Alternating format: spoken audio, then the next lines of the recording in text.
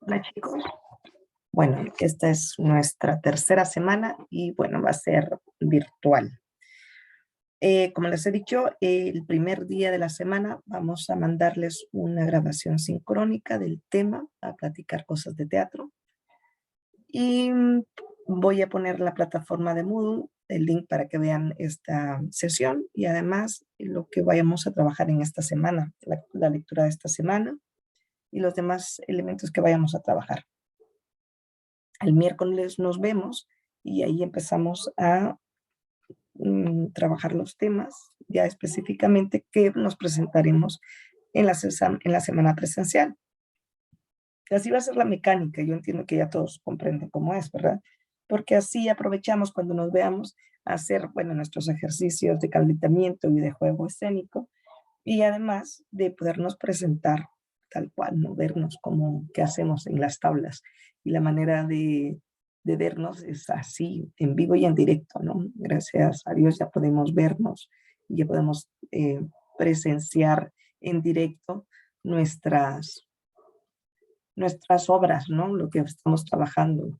Eh, y bueno, hoy, en esta semana, nos toca hablar sobre nosotros, sobre los actores y las actrices y su formación, lo que en el primario le llamamos la punta del iceberg, es la primera figura, ¿no? Lo que vemos en el escenario que nos cuenta la historia, el primer elemento narrativo de la obra, de la presentación, del espectáculo. Eh, ese elemento es el primer elemento significante. ¿Qué más se refiere con esto?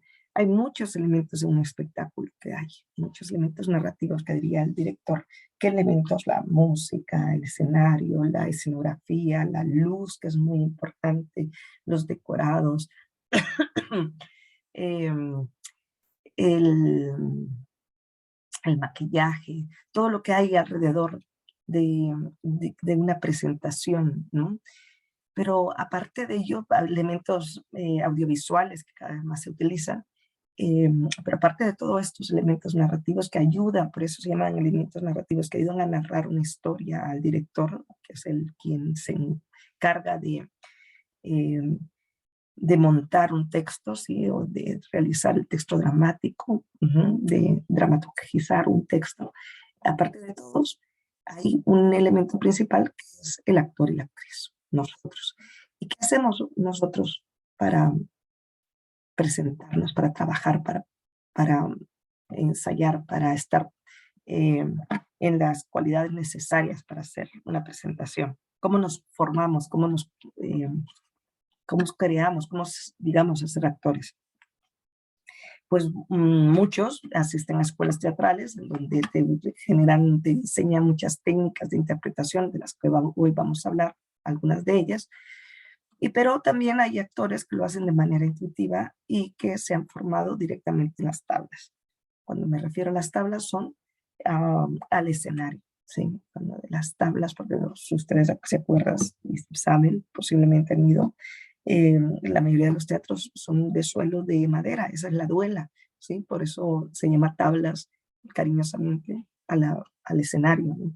Y muchos actores se han formado directamente en presentaciones y eso no hace que sea bueno o malo, es que simplemente se han formado así. Y muchas veces son mucho mejores pues, los actores, las actrices de escuela. Pero ¿qué elementos tiene un actor que debe de trabajar? Creo que no está más que decirlo y está al alcance de la vista, ¿no? Que es nuestro cuerpo y nuestra voz los elementos principales con los que cuenta un actor para presentarse y debe de alguna manera entrenarlos. Y a partir de esto hay técnicas, hay métodos, hay herramientas que se han ido desarrollando a lo largo del tiempo y que generan ciertas maneras, ciertos métodos, ciertos estilos de interpretación, de los que también hablaremos. Y que en realidad se han, mm, se han escrito, se han sistematizado a partir de hace poco, pues, finales del 19, principios del 20, todo el 20, y han habido maestros y directores quienes han sido los encargados de ya tener manuales realmente de formación para el actor, ¿no? Que se han preocupado para estudiar los métodos para que tengan al alcance el actor y la actriz para generar una representación independientemente del estado anímico o de la situación X que pueda tener el actor, pueda recurrir a esas técnicas y poder presentarse de la mejor forma cada vez que se tenga que presentar en un escenario. Esto, como les decía, surge casi que a finales del 19, a principios del 20, con muchos directores. De hecho, la figura del director comienza ahí, porque anteriormente era el autor, poeta, que escribía, ustedes se acuerdan cuando estábamos haciendo la revisión de los griegos, ¿no? O de la figura del autor dramaturgo, cómo ha ido cambiando a lo largo del tiempo, pues igualmente la manera de interpretación va a ir cambiando a lo largo del tiempo. Si regresáramos a la interpretación griega, pues encontrábamos primero que eran actores libres, que eran actores que representaban de manera exagerada, que utilizaban elementos extras como era la máscara, el coturno, los coturnos, las boquillas para distorsionar la voz, que estaban dentro de la máscara, vestuarios grandilocuentes, elementos escenográficos pocos, pero ya existían, que hacían sobre todo que se generara ese mundo mágico y mítico que era necesario para transmitir esas historias que por lo general eran historias míticas que eran reconocibles por todo el pueblo. Fíjense ustedes ahora que estuvieron trabajando el método, los mitos, muchos de ustedes, eh, pues lo hicieron de manera naturalista, que ya la vamos a ver un poquito, pero era en aquella época cuando contaban esos mitos que todo el mundo conocía, eh, esos actores recurrían a recursos para hacer a esos personajes dioses que representaban, poder llegar a ese imaginario que requerían esos personajes. Pero bueno, esto pues se ha ido transformando. Y digamos que llegamos ya a una época moderna y contemporánea, en donde quizá el primero que sistematiza un método para la representación es este famoso ruso Stanislavski, y este método del cual hasta la fecha somos todos los actores y las actrices actuales deudores de ese método, ¿no? Este señor se dedica por años a estudiar qué cosas requiere un actor y una actriz para generar un personaje. Y bueno, primero que nada, tiene un teatro realista, un teatro naturalista, donde se imita la manera de representación igual que la vida, ¿no? No estamos buscando eh, cambiar, sino que tratar de llegar a la mayor similitud en el escenario de lo que pasa en la vida real, ¿no? Eso por eso es realista, por eso es naturalista, porque lo ves y lo estás observando que se parece a ti, tú te sientes identificado con él. Pero luego hay muchos elementos que Stanislavski trabaja, ¿no? Hay el método de las acciones, en donde los actores tienen que buscar qué acciones físicas tiene su personaje que le ayude a anclar y a conocer eh, la, incluso la, la caracterización de ese personaje, cómo es el estudio psicológico del personaje, eh, el trabajo físico y corporal que debe de tener el actor, y en fin, son muchos elementos que él propone y que generará después otras escuelas que vengan a partir de ellas, otras escuelas como Artaud, como Grotowski, como Meyerhold, como Gordon Gray, que de hecho más bien es casi que más bien contemporáneo de él y que también tiene un concepto distinto de la interpretación, eh, como Brecht, que ya son actores, autores y dramaturgos y teóricos del teatro, que transforman y van cambiando también por la época la manera de cómo debe de presentarse el teatro, ¿no? A manera de que conozcan un poco, pues, por ejemplo, Grotowski, que será el otro maestro magnífico que establece un método eh, con su teatro pobre y de laboratorio en el cual el actor debe trabajar metódicamente sobre su cuerpo y sobre su imagen y sobre su personaje, y a donde quiere eliminar todos los, por eso se llama teatro pobre, todos los elementos extra que no tenga que ver con el teatro en esencia, y regresa a un teatro ritual en donde se expone directamente al actor con el público, y el público tiene que una relación directa con el espectáculo. De hecho, Grotowski en sus espectáculos hace que el público sea partícipe en muchas ocasiones de la misma función. Eh, por tanto, se siente como invitado no a un espectáculo, sino a un acontecimiento en donde él participa y vive dentro de una ficción, pero que termina siendo como una parte vital de él también.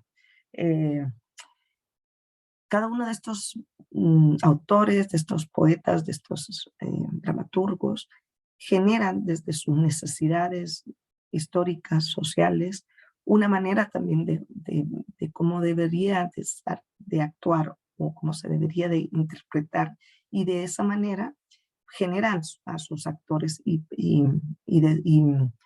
instruyen a sus actores de alguna forma, ¿no? Brecht, por ejemplo, desarrolla un teatro épico en donde recupera mucho la palabra, pero sobre todo que es un teatro comprometido, donde él considera que no puede haber un teatro que no eh, eh, mm, resalte, hable sobre los problemas sociales y de la realidad, donde el espectador llegue y no tenga una reflexión profunda de su entorno. Su teatro es comprometido, como les digo, pero además utiliza una técnica, que es una técnica del distanciamiento, que se le llama, en donde el actor, los actores y las actrices muchas veces nos cuentan, más que vivirlo, las situaciones en las en las que vive su personaje. Y hay un distanciamiento de él, y casi que nos dice en tercera persona lo que le está pasando al personaje cuando después lo actúa, pues, pero lo ve desde la perspectiva, ¿sí? Tratan de que el espectador, o sea, nosotros como público, de manera racional, observemos lo que va a vivir un personaje. Tratan de que siempre estemos conscientes que estamos ante un acto ficticio. Ellos sí quieren que veamos la mecánica de la obra, que veamos cómo funciona el teatro en sí, las luces, las cámaras, los cortes. Hay momentos incluso que usan eh, letreritos que te dicen fin, o protesta o aplausos o cosas así, porque quieren hacerte como espectador partícipe, pero sobre todo que estés claramente que estás viendo una obra en la cual te quieren hacer reflexionar sobre un hecho específico. Esto del distanciamiento, tal vez ustedes han visto esta serie de Wife of Star, eh, donde el actor habla directamente a la cámara y se refiere a su personaje. No sé si lo tienen como referencia. A veces yo hoy no lo traigo, no lo tengo por aquí para recordarlo. La verdad es que es bien interesante y fue así como que, wow, qué increíble, pero eso ya lo había hecho Brecht con el distanciamiento y su interpretación. Claro que en el cine se ve fantástico porque de repente está el actor interpretando, en este caso es un tipo en la política, de la Casa Blanca, que es impresionante, y, y está en ese mundo de traiciones, donde cada quien quiere llegar al poder y para eso hace lo que sea necesario. Y el actor está en esto, está urdiendo un engaño, y de repente está viviendo la escena con otro senador y hablando de cómo van a engañar a X o Y, no es exactamente así, pero más o menos, y de repente voltea y se burla de nosotros y nos hace de repente corta lo que está viviendo y te dice de frente de cámara, bueno, cree que yo soy honesto, ¿no? O cualquier cosa, pero corta la actuación, por decir así, lo vivido, y te hace de repente ver al personaje analizando a su personaje. Eso es genial. Si la pueden ver, la verdad es que además la serie es muy buena, los actores son geniales, aunque el pobre Space, este, ahorita está, bueno, pobre o no, porque con las cosas de Me Too se encontró que era un poco abusivo el tipo, pero bueno, sigue siendo un gran actor, y de esa serie es genial, por si la quieren ver. Y ahí, por ejemplo, hay otra forma ahí se puede ver otro tipo de interpretación. También pueden ver, creo que al principio, en la primera presentación de estos temas sobre teatro, les puse Shakespeare and Love, y ahí uno también puede ver dos interpretaciones distintas. La que ellos hacen, haciendo un sistema de interpretación, tratando de ver al actor de esa época del siglo de oro eh, de Inglaterra, y los actores actuales que están actuando eso. ¿Ya? Ahí puedes observar distintos métodos de interpretación. Ahí es importante tomar en cuenta que algo que produce nuestro cuerpo es el gesto. Y el gesto va a ser o un elemento expresivo por sí mismo o una instancia autónoma que genere emociones ante el público, ¿no?